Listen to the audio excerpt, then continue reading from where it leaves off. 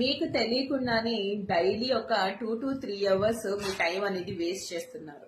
అదెలా అనుకుంటున్నారా? సో నిజం చెప్పాలి అంటే మీకు తెలియకుండానే మీరు మీ టైంని మాక్సిమం 2 to 3 hours కూడా సోషల్ మీడియాలో టైం స్పెండ్ చేస్తున్నారు. సో దానివల్ల వచ్చే రిటర్న్స్ ఏదైనా ఉంది అంటే ఏది లేదు. సో నేను చెప్పేది ఏంటంటే మీరు ఆ టైంలో మినిమం 1 hour అయినా మీ హెల్త్ మీద ఫోకస్ చేయండి. మీ లైఫ్ స్టైల్ కరెక్షన్ చేసుకోండి.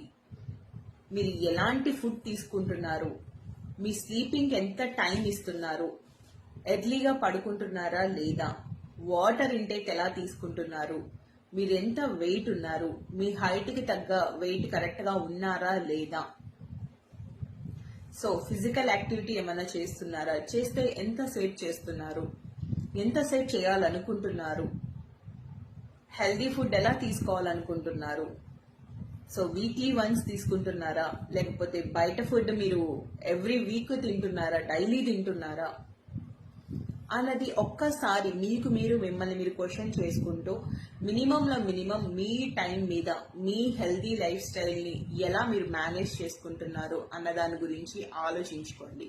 సో ప్లీజ్, చాలా వరకు డైలీ చాలా మంది పీపుల్ కార్డియాక్ అరెస్ట్తో వాళ్ళు చనిపోతున్నారు, ఏజ్తో సంబంధం లేకుండా.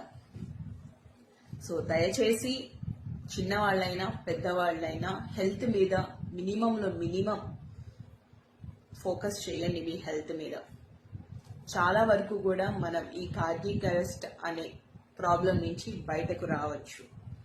Okay, take care on your health.